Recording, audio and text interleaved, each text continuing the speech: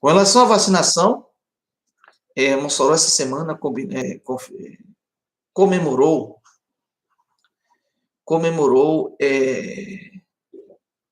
100 mil pessoas totalmente vacinadas, com idade entre 18 e acima de 18 anos. Também, em Mossoró, tem um dado que preocupa, mas não é só em Mossoró, é em todo o estado. Muita gente, por iniciativa própria, não se vacinou. Precisamente mais de 30 mil pessoas com idade acima de 18 anos. As pessoas deveriam ter procurado, sim, os postos de vacinação, o centro de vacinação no SESI e no ginásio Pedro Serlini, para tomar a primeira dose e, posteriormente, tomar a segunda dose contra a Covid-19. Não contra o coronavírus. O coronavírus não tem cura. É contra a Covid-19. Covid-19, a vacina fortalece o corpo. Ela reativa os anticorpos e quando a doença chega no corpo, os anticorpos não deixam ela atingir o estágio mais grave. É assim que funciona. Esse é o dado que me preocupa, porque no Rio Grande do Norte, o governo do estado informa que existe aí na casa de 300 a 350 mil pessoas que não tomaram a vacina. E mais, teve no Rio Grande do Norte inteiro cerca de 70 mil pessoas que tomaram a primeira dose, mas não compareceram para tomar a segunda dose. Aqui em Mossoró, passa de 7 mil pessoas que não tomaram a segunda dose. E são essas pessoas que a gente pede diariamente no programa, nas zonas do rádio, difusora, nas redes sociais, que compareçam para tomar a segunda dose. Sabe por quê? Porque os dados da terceira onda, né, ela só está acontecendo porque teve aquelas pessoas que não foram tomar a vacina. Aqui no Rio Grande do Norte, como eu já falei, 350 mil pessoas. Só aqui em Mossoró, na casa de 30 a 33 mil pessoas. São essas pessoas que fatalmente vão se contaminar com essa cepa, a Delta, né, do novo coronavírus, que surgiu na Índia, se espalhou pelo mundo e pode lhe matar. Os dados estatísticos dos Estados Unidos mostram que, agora há poucos dias, estavam na faixa de 1.000 pessoas por dia morrendo com essa cepa nova. Sabe o que aconteceu? Todos eles, as pessoas que estavam hospitalizadas em situação de UTI, quase 100%, eram exatamente aqueles que não tomaram a vacina. O próprio presidente reconheceu essa semana de que uma massa forte da população americana, que beira aí os seus 320 milhões de habitantes, não tomaram a vacina. Isso é muito ruim, muito triste para todos nós que torcemos dia após dia para que essa doença vá-se embora, para que a gente possa trabalhar e conseguir recuperar a economia e voltar à nossa vida normal. Sem a vacina, a gente não vai poder parar a doença, não vai poder controlar a doença e seguir com a nossa vida normal. Trazendo aos dados atual, nós também temos falhas graves da vacinação.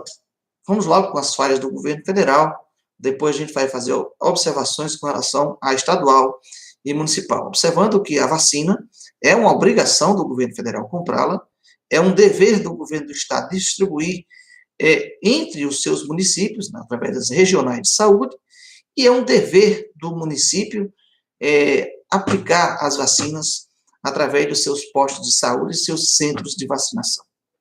Dito isso, o governo federal, na compra das vacinas, até no finalzinho de 2020, início de 2021, estava se recusando a comprar. Parecia menino buchudo, batendo o pé, eu não vou comprar, eu não compro e não tem quem me obrigue a comprar. A Pfizer, por exemplo, mandou dezenas e dezenas de e-mails querendo fechar negócio com as vacinas com o Brasil. E não conseguiu. Foram muitas tentativas, mais de 80. E o governo brasileiro sequer deu atenção ao principal laboratório produtor de vacinas do mundo, a Pfizer. O Instituto Butantan, junto com o Instituto Sinovac da China, também fizeram ofertas generosas de numerários de vacinas ao governo brasileiro e também não quis. Precisamente, a Pfizer oferecia 70 milhões de doses e o Butantan e o sistema Sinovac ofereciam aí em torno de 60 milhões de doses, já para dezembro de 2020. Entretanto, o governo brasileiro bateu o pé e não fez. E isso gerou um atraso no início da vacinação no Brasil de 40 a 45 dias. Infelizmente, esse atraso veio a ocorrer precisamente, eu diria novamente, de forma infeliz, no período que nós estávamos no pico da pandemia. Nós poderíamos ter evitado milhares de mortes. Há quem diga que na casa de 300 mil pessoas morreram em função do atraso na chegada das vacinas. E não me venha com aquela desculpa de que a vacina não chegou porque a legislação brasileira não permitia, diante do quadro proposto pela Pfizer. Olha o dedinho. De jeito nenhum. Porque o que a Pfizer estava propondo é que o foro a ser discutido, qualquer razão jurídica, fosse de Nova York. Isso é feito com a privatização das grandes estatais brasileiras pelo governo. Ele está vendendo quase de graça e coloca o foro para discutir se deu certo ou não lá nos Estados Unidos. Mas para comprar vacinas para salvar a população, ele disse não. Vamos ter que mudar isso aí. Colocou boneco, entrave, na verdade. E a legislação podia ter sido mudada, mas o nosso governo, o nosso parlamento, não o fez, porque o governo não o propôs.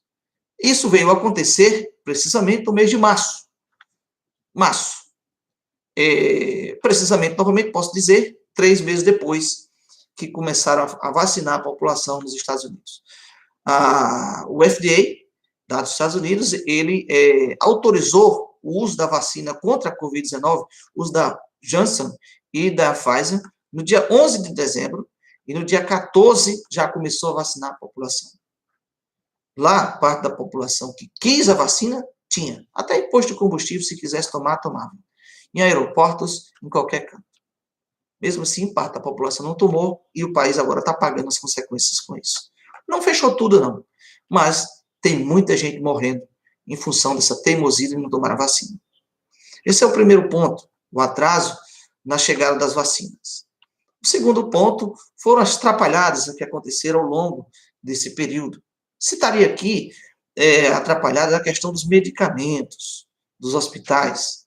Por exemplo, medicamento de UTI.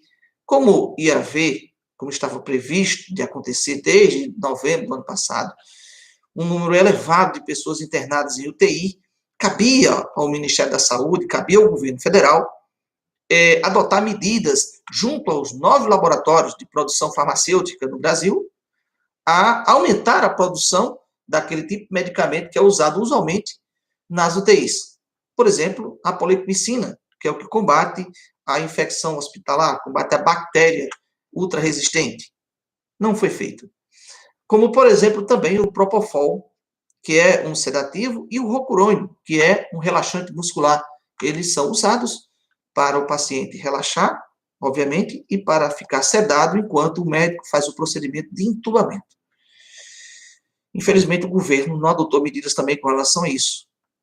E o que ocorreu foi que em março, novamente em março, o governo federal, precisamente no dia 19 de março, ele requereu toda a produção nacional desses medicamentos de UTI, o famoso kit de UTI, deixando a mercê do SUS os hospitais privados e a filantropia. Obviamente que as regiões mais distantes do centro, dos grandes centros, como São Paulo e Rio, faltaram a medicação.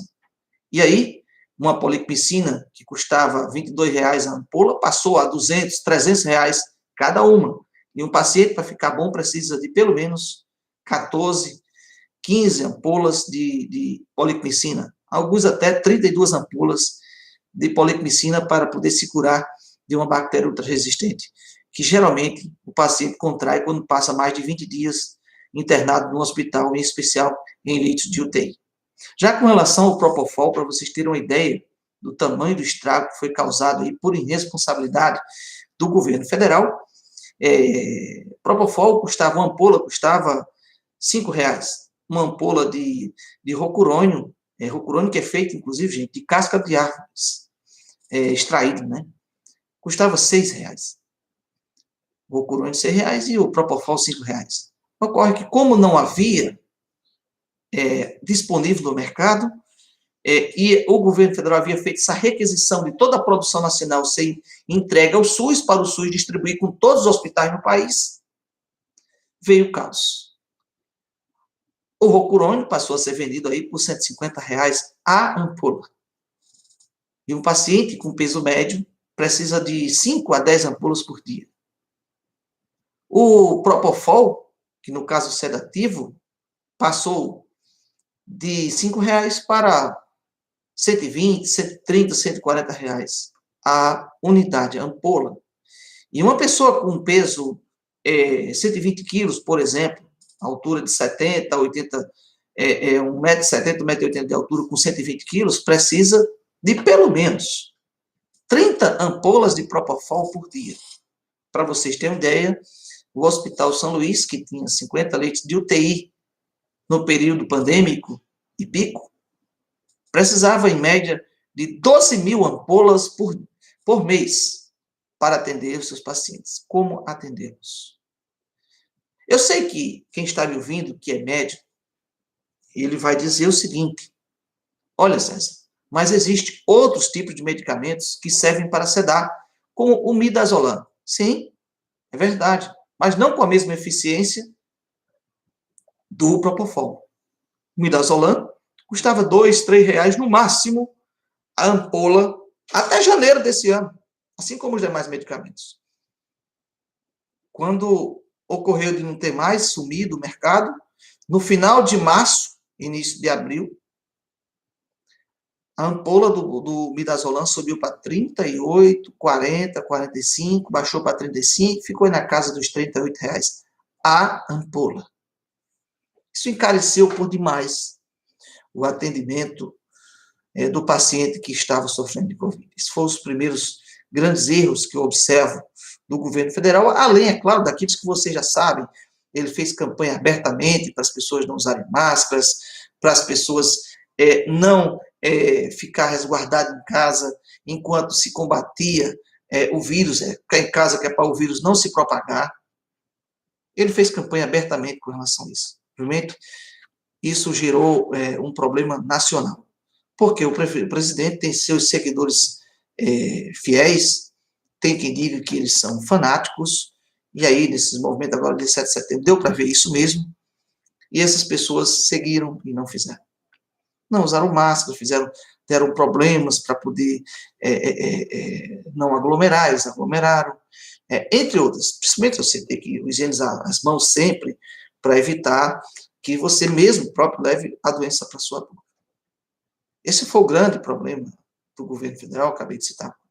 Nos estados, veio o outro problema. O problema dos estados foi porque não se sabia, naquele início, o que fazer. Era uma doença que ninguém sabia como lidar com ela. Apenas que era uma questão infecto-contagiosa e que havia se adotado a estrutura para atender o paciente daqueles modos. Mais ou menos como surgiu o início do H1N1 em 2009, né? Foi um terrorismo.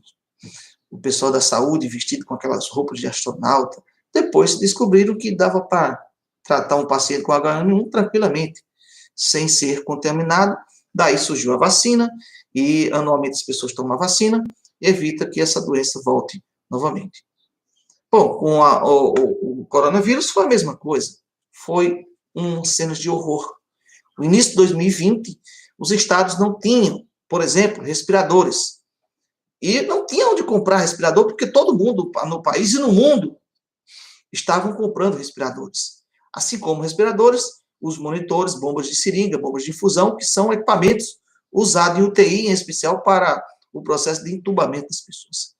Outro grande problema dos estados foi a falta de profissionais que pudessem atuar em UTI Covid. Não havia. Não havia. Foi muito difícil, havia que as pessoas teriam que passar por um treinamento para poder atuar. E essas pessoas que iam passar por treinamento teriam que ter coragem. Coragem mesmo para arriscar, não ser contaminado e atuar.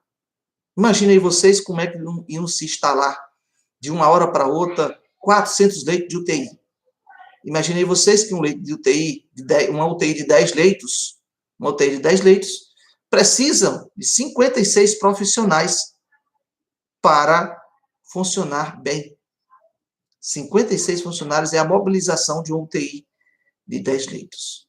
Para atuar da lavanderia, nutrição, limpeza, higienização, técnico de enfermagem, fisioterapia e médico. Aqueles pacientes com comorbidades que têm outros tipos de patologias precisavam de outros especialistas, para vocês terem uma ideia. Pois aqui no estado teve essa dificuldade, assim como em todos os outros estados brasileiros. Aqui em Mossoró também. Ah, mas o governo federal mandou muito dinheiro. Como já expliquei para vocês, dinheiro não valia muita coisa, não. Tínhamos que ter equipamentos, e não tínhamos, porque não havia como comprar, nem onde comprar.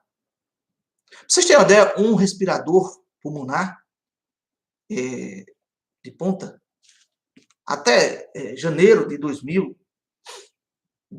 2019, custava 50 mil reais. 55 estourando, eles davam de presente um monitor. Depois que a pandemia começou, esse mesmo respirador passou a ser 234 mil reais e não havia no mercado para vender. A mesma coisa com relação aos insumos. Os governos não tinham onde comprar os insumos. Uma máscara, por mais simples que fosse, custava mais de 10 reais. Antes da pandemia não custava nem R$1. A máscara N95, que é a máscara usada dentro de centro cirúrgico, passou a ser a máscara indicada para ser usada pelos profissionais de saúde dentro das UTIs, para cuidar dos pacientes. Claro que é recomendado também capacete Sheldon, recomendado também grandes estruturas para cobrir o corpo todo, mas isso foi tudo sendo superado ao longo do tempo, mas no início houve essa exigência. Não havia onde comprar máscara, não havia onde comprar medicamentos, não havia onde comprar insumos básicos de funcionamento e limpeza, nada, porque como todo mundo comprou ao mesmo tempo, ficou sem no mercado para vender. Essa dificuldade foi enfrentada pelo Estado e também pelos municípios. Quando o governo federal disse, olha, eu mandei muito dinheiro para os estados e municípios, ele está apenas criando confusão. Não mandou muito dinheiro, não. Mandou dinheiro na medida. Agora, é claro que a gente aí não está retirando aquele pessoal que vive de corrupção, que já está lá dentro dos governos e eles se aproveitaram sim, roubaram muito dinheiro. Esse pessoal, a Polícia Federal está cuidando deles. Eu não vou falar aqui da questão dos respiradores, que o pessoal que é ligado ao núcleo bolsonarista sempre estão perguntando, e os respiradores? Os 5 milhões que foram destinados para respiradores que evaporou, a empresa vendeu e não entregou. Sim, é verdade. O consórcio Nordeste levou um calote. E foi o consórcio Nordeste que acionou a Polícia Federal e o Ministério Público Federal para correr atrás dos responsáveis, eles foram presos. E estão aí, de sua forma, tentando devolver os quase 50 milhões dos estados nordestinos, que fizeram uma cota aí, cada um dando aí cerca de 5 milhões, para comprar esses respiradores. Essa empresa deu um calote no consórcio Nordeste. Inclusive, está sendo investigado pela CPI aqui do estado. Está sendo investigado. Está sendo mostrado esse quadro real aí, sobre isso. E o dinheiro que veio, a gente, claro, cobra.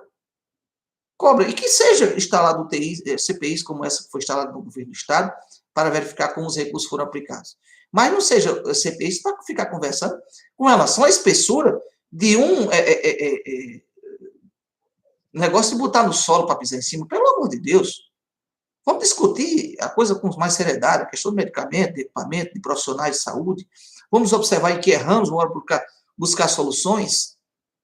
Os municípios tinham que fazer barreiras, tinham que fazer o tratamento, tinham que receber os pacientes, e a porta de entrada dos pacientes, e repassar para as instituições de referência, né, com UTI.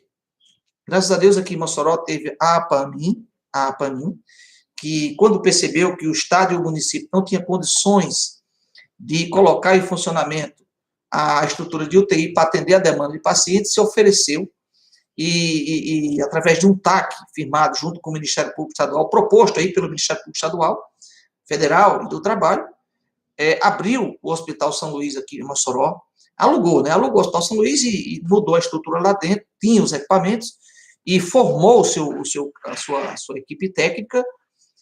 Claro que não foi de uma hora para outra, foi devagarzinho, né?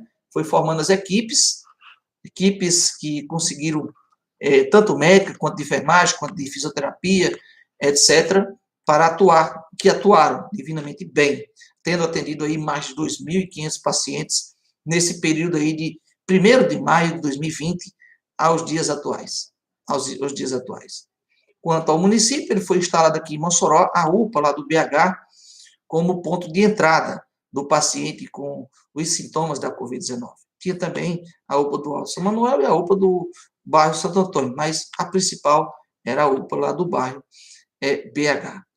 Assim a gente passou a primeira onda, a segunda onda aqui em Mossoró. Ressaltando que no ano 2020, o governo federal mandou recursos extras para os municípios e para os estados. Em 2020, ele não mandou um centavo. Pelo contrário, cortou a parte que já estava vindo. O estado e os municípios que se viraram com os recursos que eles já tinham para salvar os pacientes com Covid-19. Lembrando que quem fica com a maior parte do bolo tributário brasileiro é o governo federal. O governo federal fica com 59% de tudo que o país arrecada, e os estados e municípios ficam com apenas... dividem o resto do bolo, né? Os 27 estados ficam com um percentual desses 41%, e os outros 5.500 e tantos municípios ficam com também com a parte um percentual desses tributos. Ou seja, quem fica com mais dinheiro é o governo federal. E quem cabe ao governo federal, no caso, custear o tratamento de alta complexidade através do SUS, com a contrapartida do Estado, com a contrapartida dos municípios. Olha, com relação à vacinação, que foi nossa proposta inicial, que a gente terminou falando um pouco sobre a pandemia, a vacinação, nós chegamos aí aos 18 anos mais. Esta semana vieram as doses de vacina, teve mais uma atrapalhada do governo federal essa semana sobre vacina. Eles mandaram vacinar, antecipar a vacina da população para quem tomou, em vez de ser 3 meses, ser 2 meses. Em vez de ser 12 semanas, ser 8 semanas. Resultado, não mandaram doses de vacinas AstraZeneca suficiente.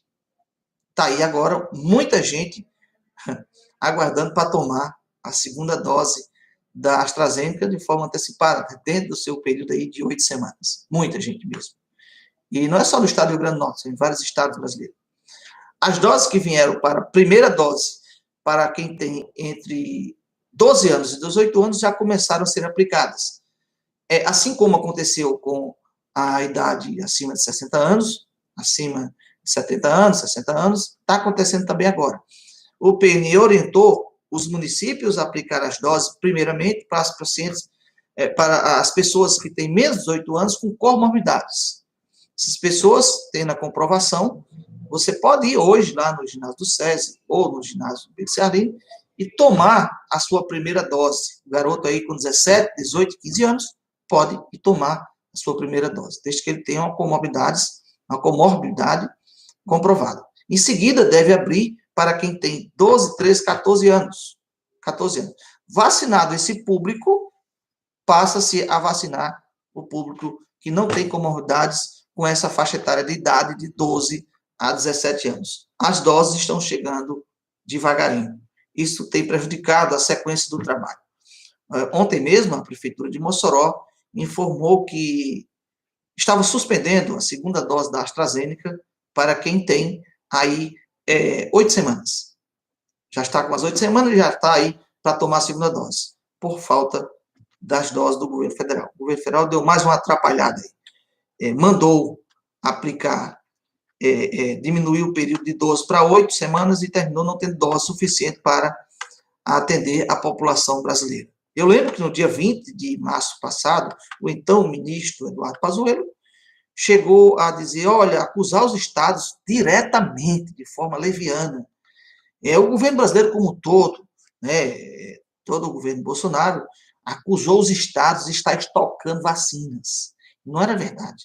Os estados estavam cumprindo o que o Plano Nacional de Imunização estava colocando. Aplica-se uma dose, guarda-se a segunda para quando completar o período aquela pessoa tomar a dose. No caso da Coronavac, 21 dias. No caso da AstraZeneca, até então, 12 semanas. No caso da Pfizer também, esse período aí de 12 semanas. O que ocorre é que quando o Pazuello foi lá e disse, vocês estão estocando, tem que aplicar tudo porque a gente garante as doses, resultou que muita gente ficou sem tomar a segunda dose no período orientado pela bula das vacinas.